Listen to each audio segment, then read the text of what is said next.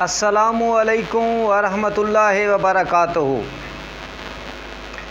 अहबाब, मैंने आपसे वादा किया था कि मैं आपको माजून बनाने का और सिरप बनाने का, शरबत बनाने का तरीका बताऊंगा। आज उस सिलसिले की पहली कड़ी के तौर पर मैं आपको बताने जा रहा हूँ बाज़ार में बिकते मशहूर ज़माना स्टमक मैदे के लिए पेपरमिंट, शरबत पुदीना और पेपरून के नाम से बिकता वो मशहूर ज़माना सिरप जो मैदे के तमाम अमराज के लिए इस्तेमाल किया जाता है। अहबाब, यकीनन पेपरमिंट, शरबत पुदीना या पुदीने का शरबत या पुदीने की गोलियां, पुदीना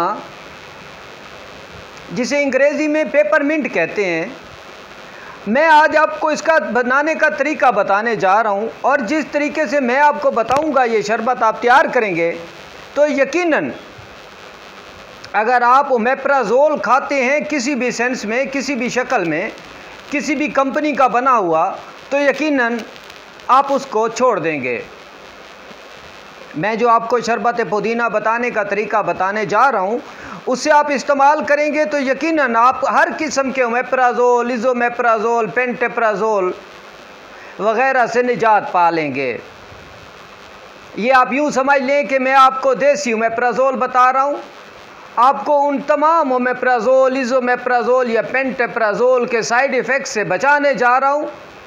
ये मेरा शरबत, ये शरबत पुदीना इतना आसान है और इतना बनाने का तरीका इतना आसान है कि आप हैरान रह जाएंगे। आपके बच्चे, आपके बूढ़े वालिदैन, आपकी बीवी, आप खुद या आपके मोहल्लेदार अगर मैदे के अमराज में मुब्तला हैं, मैदे में गैस होना, अफारा होना, पेट का सूज जाना, पेट का बढ़ जाना, कब्ज़ का रहना, गैस का दिमाग पे चढ़ना और सर में शदीद किस्म का दर्द होना, आँखों में सूजन होना, आँखों का सुर्ख रहना और थके थके हुए रहना, कभी गैस पेट में आ गई, कभी कमर में पहुंच गई, कभी टांगों में चली गई, कभी जोड़ों में चली गई, इन तमाम किस्म की गैसों के लिए जो मैं आपको शरबत बताने जा रहा हूँ, जो मैं आपको तरीका बताने जा रहा हूँ, आप यकीनन इसको बनाकर मेरे लिए दुआ करेंगे। मैं आपको हकीकतन में वो नुस्खा बताने जा रहा हूँ, वो तरीका और इंतहाई आसान तरीका बताने जा रहा हूँ कि आप ख़ुद भी हैरान रह जाएंगे।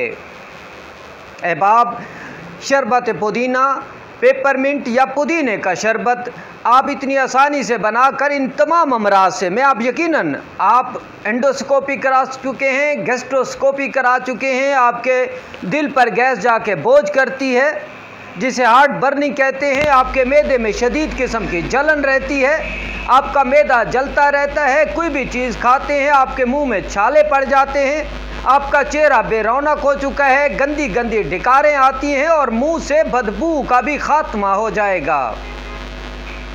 अहबाब, मेरे इस जिगर पारे की कदर कीजिएगा क्योंकि ये वो नुस्खा है, ये वो तरीका है जो हकीम नहीं बताते, यकीनन नहीं बताते। मैं चैलेंज कर रहा हूँ, हकीम आपको ये नहीं सिखाएंगे। हालांकि रोज़ी रिज़्क तो मेरे रब के यहाँ से है, इंसान कभी भी रोज़ी रिज़्क के लिए तंग नहीं हो सकता अगर वो खुदा की ज़ात पे यकीन रखे। खुदा की ज़ात पे यकीन रखना इंतहाई ज़रूरी है। जब आप अल्लाह की ज़ात पे यकीन रखते हैं, देखिए रिज़्क, एक और बात भी मैं आपको बता दूं, रिज़्क मेहनत में भी नहीं है। अहबाब, आज आपको मैं एक नुक्ता समझाने जा रहा हूँ, रिज़्क मेहनत में नहीं है। आप भी हैरान होंगे कि हकीम साहब क्या कह रहे हैं। रिज़्क मेहनत की एक अलहदा तोजी कर सकता है, लेकिन रिज़्क सखावत में छुपा है। आप, अल्लाह ताला फरमाते हैं तुम मेरे साथ तिजारत करो, आप मेरे ऊपर 1 गुना खर्च करो, मेरे बंदों पर 1 गुना खर्च करो, मैं 70 गुना दूंगा। तो रब के साथ जब तिजारत होती है तो उसमें खसारा हो सकता है भला? बिल्कुल भी खसारा नहीं हो सकता। इसलिए सखावत करें। और ये जो मैं नुस्खा बता रहा हूँ, मेरे चैनल को सब्सक्राइब करें, मेरी वीडियोस को लाइक और शेयर करें। अपने अहबाब तक पहुँचाएँ, ये भी एक सदका जारिया है।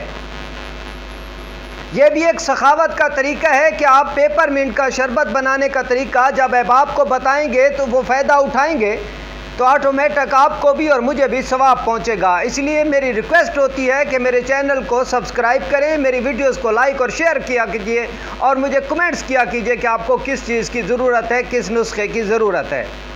अब आप यूँ करें कि एक आधा किलो या 1 किलो पुदीना, खुश्क पुदीना ले लें, और अगर ताज़ा पुदीना हो आपके घर में मौजूद हो तो उसी को काट लें, उसका वज़न कर लें। 1 किलो पुदीने में 4 किलो पानी डाल लें और 24 से 36 घंटे इसे भगो के रख दें। उसके बाद अहबाब इसी पानी को, इसी पुदीने को आग पे चढ़ा दें।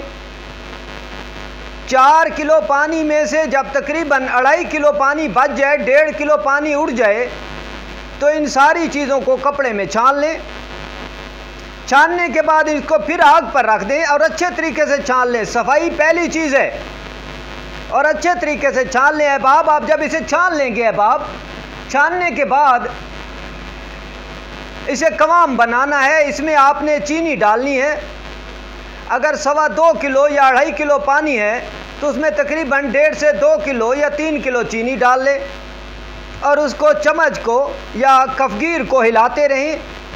और उसमें थोड़ी थोड़ी जब वो उबलने लगे तो उसके ऊपर मैल आना शुरू हो जाती है, तो उसमें थोड़ा थोड़ा टाटरी मिलाते जाएं, डालते जाएं, थोड़ा थोड़ा टाटरी डालते जाएंगे। ऊपर झाग आती जाएगी, उसे कफगीर से झाग को उतारते जाएंगे, उसे साफ़ करते जाएंगे। और उसके बाद जब आपको जब देखें कि झाग बिल्कुल उतर गई है तो उसे कवाम, जैसे शहद होता है, शहद की तरह उसे कवाम करें, गाढ़ा शरबत तैयार करें। और इसकी निशानी क्या होती है कि जब आप इसको यूँ ऐसे हाथ से पकड़ेंगे तो एक धार सी बनेगी। आप अपनी चम्मच में डालें शरबत को और ऐसे हाथ से पकड़ें तो एक धागे की तरह बनेगी।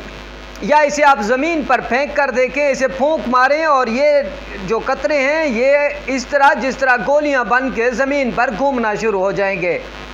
ये मैं आपको देसी तरीका बता रहा हूँ। आजकल तो मशीनें आ गई हैं, चूँकि हम हकीम लोग तो मशीनों पे बनाते हैं, लेकिन आपने चूँकि कम पैमाने पे बनाना है तो आप अपने घर में इस तरीके से बना सकते हैं।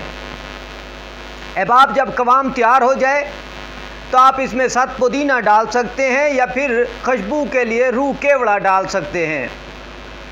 रूह केवड़ा और सत पुदीना भी आपको बाज़ार से मिल जाएंगे। जब ये शरबत तैयार हो जाए तो उसमें खुशबू के लिए, उसकी हिफाजत के लिए और इसकी ताज़गी बढ़ाने के लिए आप सत पुदीना डाल सकते हैं या फिर इसमें रूह केवड़े का एसेंस डाल सकते हैं। अहबाब इसको रंग देने की ज़रूरत नहीं है, क्योंकि आपने घर में इस्तेमाल करना है, तिजारती पैमाने पर नहीं इस्तेमाल करना।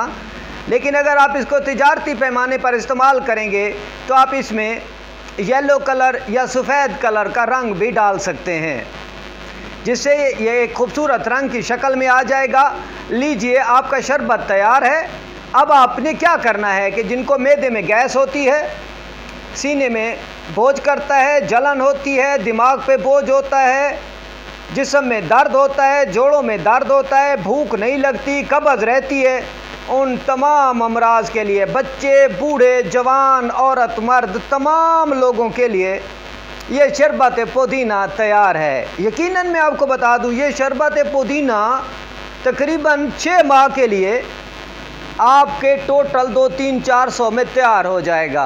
आप ओमेप्राज़ोल की तबाहकारियों से या ओमेप्राज़ोल खाते खाते जो आप आदी हो चुके हैं उससे बच जाएंगे।